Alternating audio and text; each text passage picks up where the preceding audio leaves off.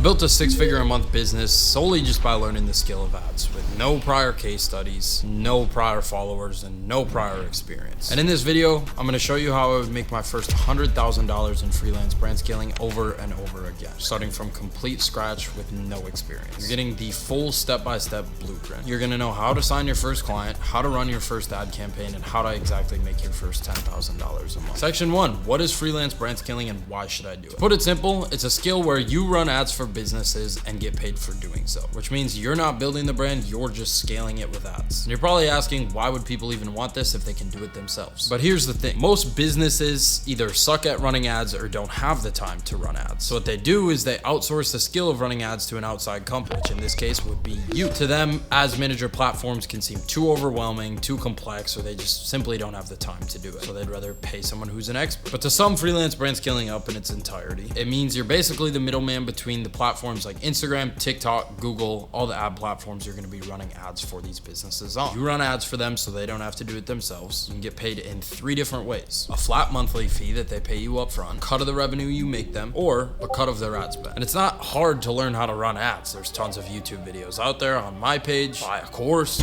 or literally just play around inside of the ads manager. Even if you're not an expert, you should just try to sign your first client and learn by actually running ads for them. Then pick a niche that makes sense for you, whether it's clothing brands, whether it's lead gen businesses, service-based businesses, or just generalized e-com stores. Any and every type of business is a prospect. If they own a business, there's a way you can make them more money by running ads for them. If you help a business get more leads and more customers, they're happily gonna pay you. And the great thing about this business model is it's only getting bigger and bigger as more stuff moves digital and online. But let me show you proof that this business model actually works. Let me tell you about Josh. He was 18 with no experience prior. 4 months after discovering freelance brand scaling, he was clearing 10K a month from just one client. I've been trying to tell you guys, literally anyone can do this. In high school, I used to work a normal ass job, was a normal ass kid, didn't get the best grades in high school, and lived a completely normal life in a small town. You're broke! You're fucking poor! I simply just found a skill on the internet, learned it, mastered it, and scaled it. I always knew that I had that drive inside of me to do something like this online. I just never knew what it was. I was trying so many different business models throughout high school, from crypto to NFTs to drop shipping to trading. None of it ever worked for me until I one day started a clothing brand, learned how to run ads for that clothing brand, and then realized I could make a shit ton more money doing it for other brands. So I went from being a normal kid who played Fortnite in his parents' basement all day to making $10,000-$20,000 a month online. Ended up dropping out of college 2 months in, moving across the country, and now making multiple 6 figures a month. If I can do it, so can you, because like I said, I'm a normal ass kid and there is nothing special about me. If I were to do it again from zero, I would do it pretty much exactly how Josh did. He joined my ERT program and learned by doing, not just waiting. He spent months experimenting with Facebook ads, and then he landed his first high ticket client after doing just a little bit of outreach. He even was going to in-person events to network and close leads in person. The first week of April, he made $7,300 just from one client. Real skill,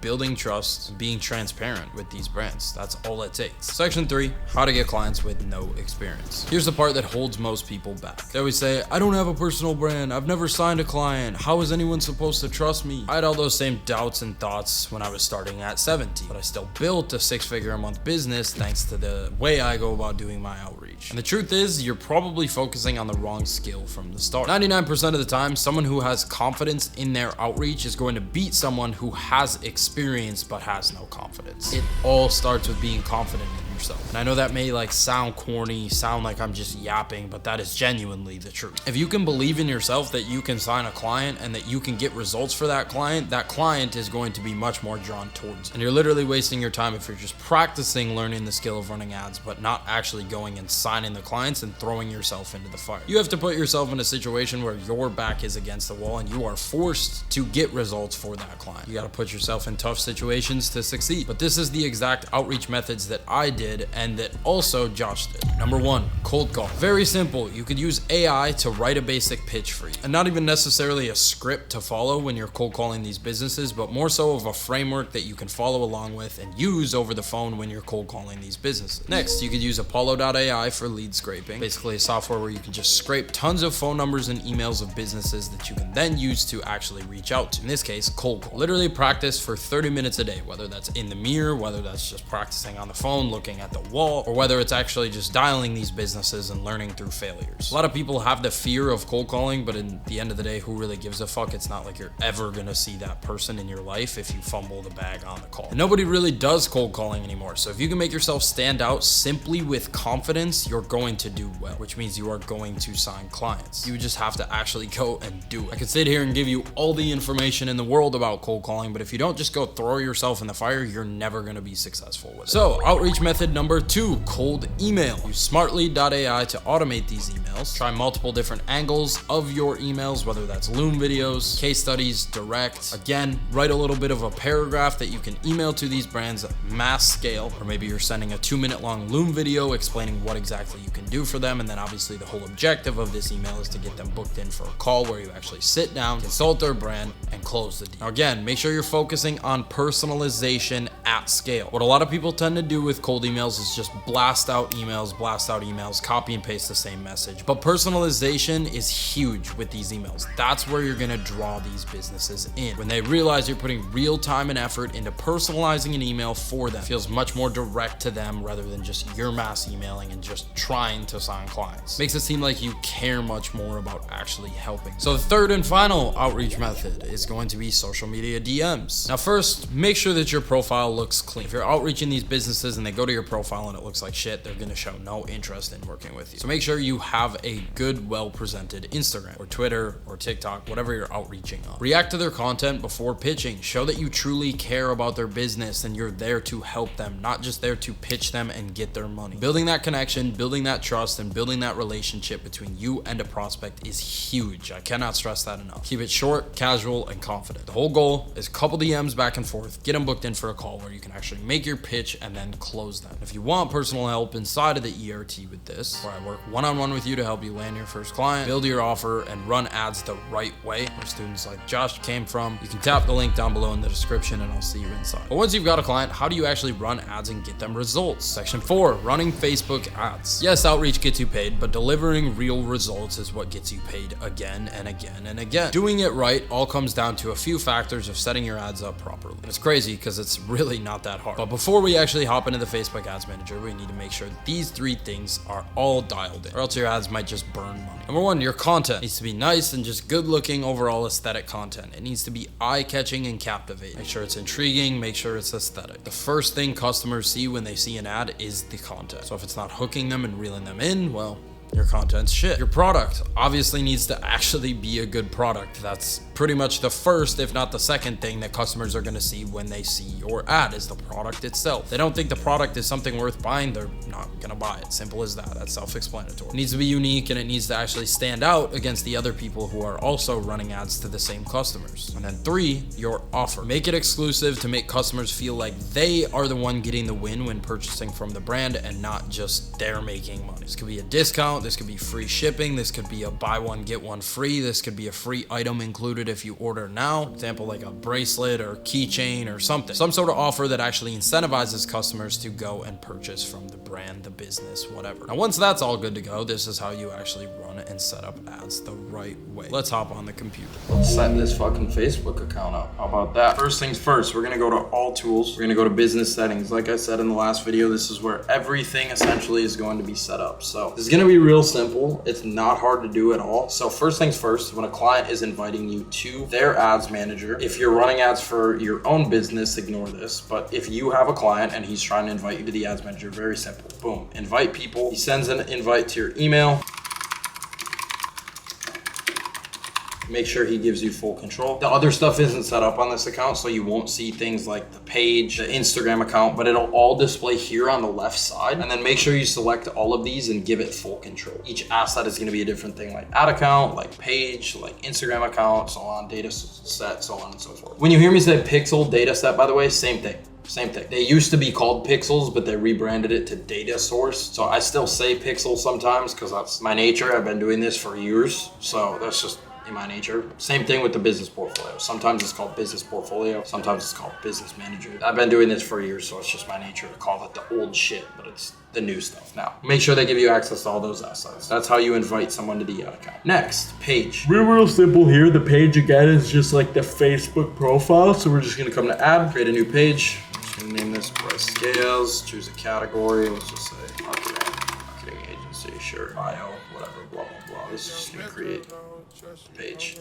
So boom, we create that. GTA 6, gonna come out before this loads. All right, perfect. This is an asset, so you're gonna wanna make sure that when the client does this, you have access to it, full control, boom. As long as he gives you full control, when you come here and he invites you, you'll be able to give yourself full control to the assets. So if he doesn't give you full control of the assets, but full control of the account as a whole, you can add yourself as a member to those assets. So add account, again, you're just gonna, same thing as the page. I already made one, so I'm just gonna leave it, but come here. Instagram accounts, simple, it's gonna come here, connect your Instagram account, log in. Again, when you have a client though, you're not gonna wanna ask him, yo bro, what's your Instagram login? Just record a demonstration of how to do it, send it over to him, have him do this, as well as inviting you, as well as the payment method. Because that's just confidential stuff. You don't want to break trust with the client by asking him for that shit. So next, data source. Oh, we're gonna skip over that for now. Okay, so payment method, simple. You're gonna come in here, accounts. You're gonna see the add account. You just have to add a payment method to that add account. So literally just click add payment method. I recommend doing a debit or credit card, and then this will just automatically pay. As you're running ads, it'll just automatically bill the card. Now, one thing that commonly happens is the card or the bank starts to decline the payment method, because the bank sees randomly transactions from Facebook coming in. And when you first start running ads, it's gonna charge you in really small increments. So you may be spending $50 a day on ads, but it's gonna be charging you every like $5 that it's spent. So it's gonna charge you 10 times in a day if you're spending $50 a day on ads. And then the bank might be like, what the hell is going on here? Is this card getting hacked? Block the transactions. To fix that, just have your client call their bank and just say, hey, can you whitelist transactions from Facebook? Can you stop blocking transactions from Facebook?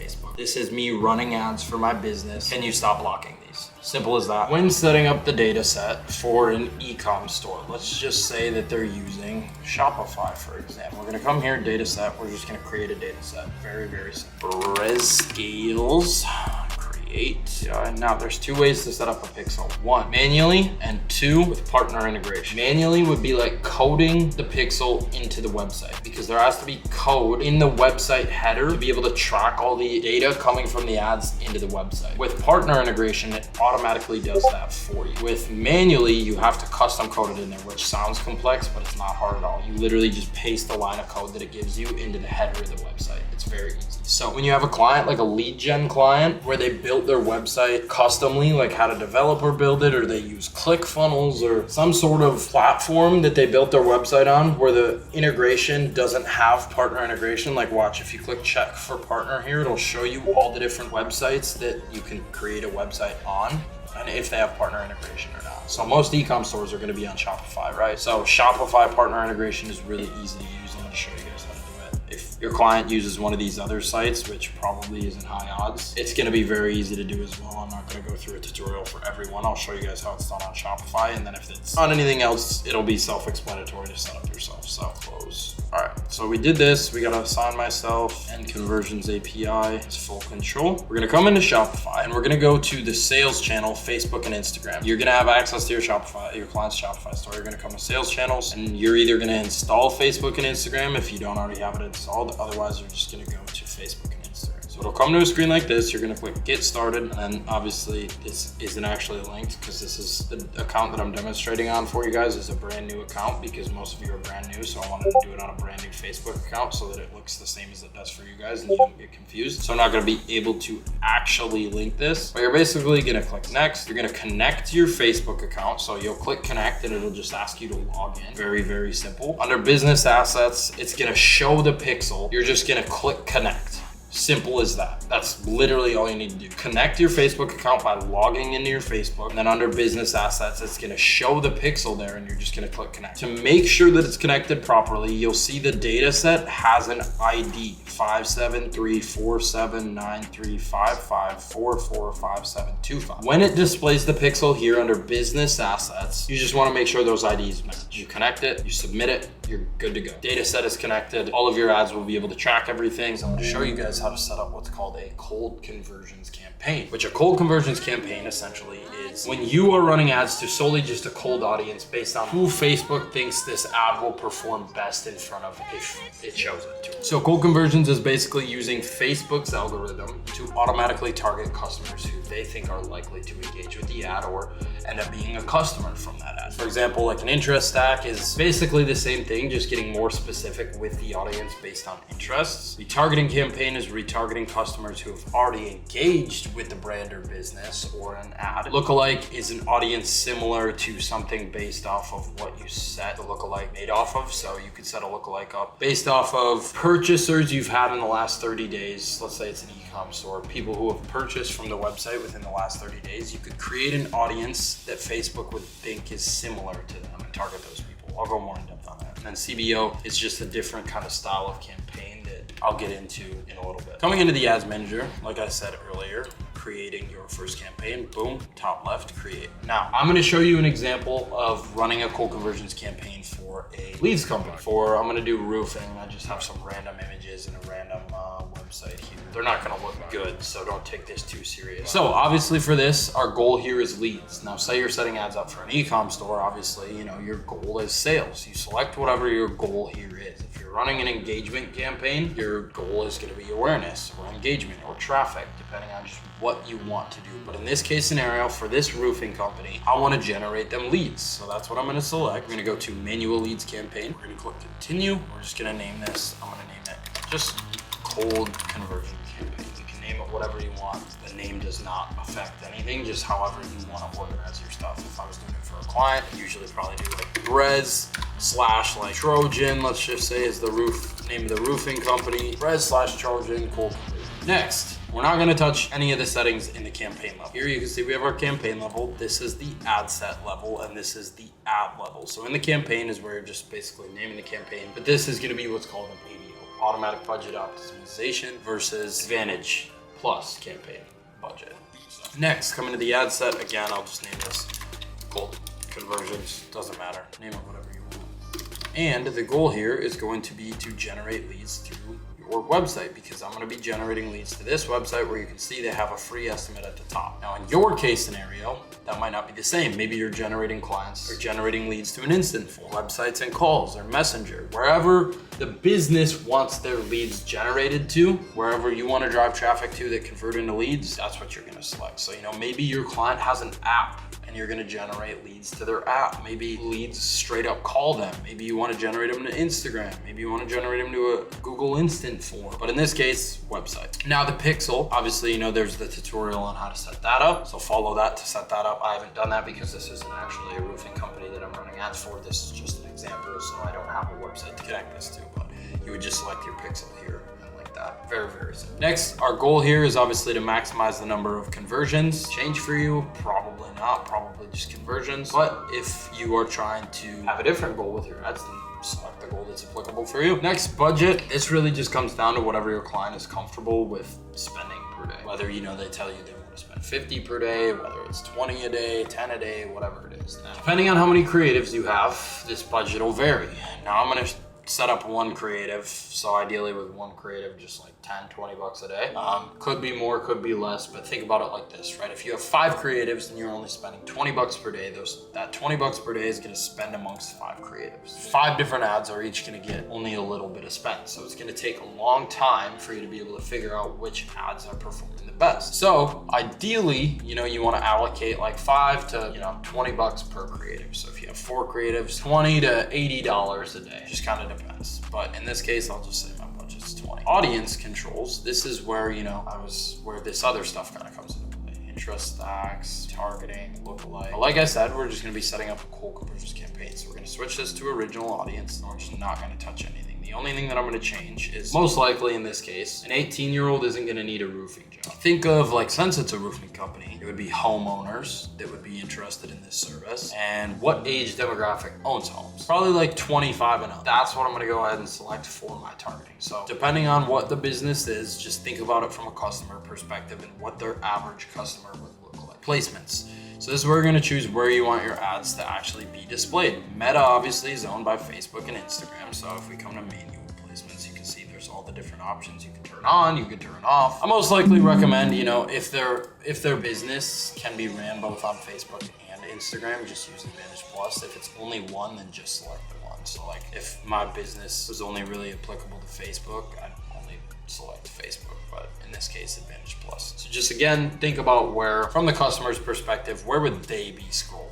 That's pretty much all we got to do for this. Just give it a good look, make sure we didn't miss anything. Now, another setting here you could use is Advantage Plus audience. This is where Facebook basically has AI to kind of optimize your campaign in a sense.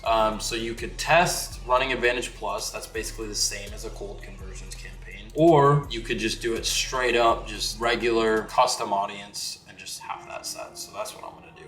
Test Advantage Plus. I'm not going to tell you one performs better than the other because you never really know until you just run it and see. That's what the game of ads is running a bunch of stuff, testing it, finding what works, and repeating it. Again, we're going to come to the ad now. We're finished with the ad set up. So we're going to come to the ad, and inside of the ad here, I'm just going to name this ad number 1. You can name it whatever. Instagram account. I don't have one linked for this roofing business, but you would link it here. Make sure you have your Facebook page set. Then you're going to come down here to the actual ad setup. So in this case scenario, we want to manually upload an ad, and we're gonna have it be a single image ad. Now there's multiple options for ads. You can do videos, pictures, you can do single image, you could do carousels, which is, there's multiple pictures in an ad. So it's like it shows the first one and then they swipe and there's another picture, they swipe, there's another one, they swipe, there's another one, so on and so forth. Website URL, we're gonna come to Trojan Roofing and we're gonna grab that URL, so copy, paste. This is where when they click on the ad, basically it'll take them exactly to here. So if we preview it, it'll take them exactly here. Boom, there's the lead for one. All right, now we come down here, we're gonna click Setup Creative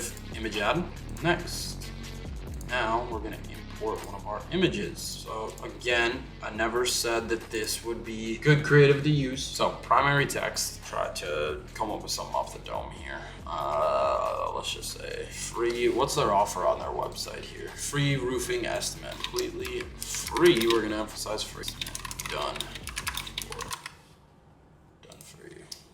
Now the copy is important. That's the first thing people are gonna read. So think about copy. You can obviously add multiple different options here where it'll test multiple different lines of copy. So I recommend, writing out a couple lines and it can kind of automatically test those for you and then basically just move forward with whichever one it thinks is going to perform the best. But call to action. Now this is what is going to be displayed on the button with the ad. So in this case, we're going to put get quote because that's, what this is. Now, if you have like a e-com product or whatever, you would probably go with like shop now, contact us, whatever kind of is applicable for this ad. So in my case, it's the get quote. Music and everything, none of these stupid ads are on. Maybe turn on like visual touch-ups. You can play with some of these overlays, so it automatically kind of adds them. We'll see what that looks like, adding overlays. See, I think that made that look better. Visual touch-ups, maybe we'll turn that on. If it seems like it's, worth turning on, that's what our ads look like. And then boom, you click the green button, publish, and you're good to roll. So by now you've seen the whole blueprint of how freelance brand scaling works and how you could get started. And yeah, it's literally that simple, but I'm sure you probably still have a few questions and few concerns getting into it. So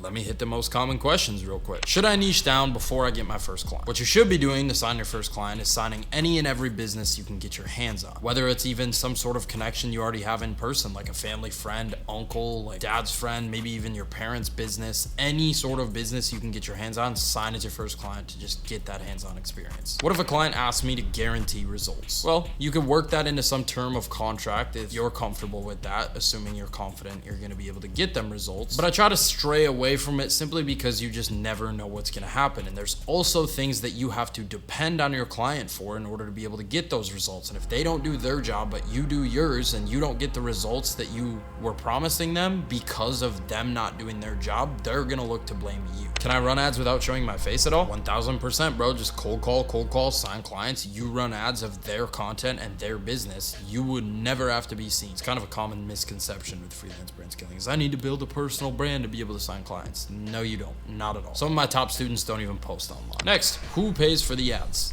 The client always pays for the ads. What if I mess up a campaign and it loses money? Assuming you're signing businesses that are actual good businesses to run ads for, you won't. But if you do, you just work that out with your client. It's not that big of a deal. And that's also why you start spending low and see the results. And as you see results start to come in with a campaign, that's when you start to scale the budget once you have that proof of concept. How do I price differently versus lead gen versus e-com brands? I mean, generally, if you can get a retainer up front, get a retainer up front. But for lead gen, if you're working performance-based pay, you take percentage of every lead you generate. So you have X price for every lead you generate. Let's say you have $5 per lead you generate 1,000 leads in a month, you would get paid $5,000. For e-com, the other performance base would be 10% of the revenue you generate them. So if you make them $10,000 in a month, you would take 10% of that, you would get paid $1,000. Who makes the creatives? The client makes the creatives, but you could also take it a step further and upsell them on making creatives for them. You kind of learn the skill of making creatives for these businesses and use that as an upsell for your services. Or you could partner with a graphic designer who could make them for your clients. But in the reality of it, you could use Canva templates, which are super fucking simple to use. Next, what's the first thing you look at when a client asks you to run ads for them? The creative, the product, and overall just the brand and the way they present themselves. Next, do you ever reject clients if they're not a good fit? I do, yes. I think early in your journey, you shouldn't, just to be able to get that hands-on experience. But once you have a couple clients, you should kind of be picky with who you choose because,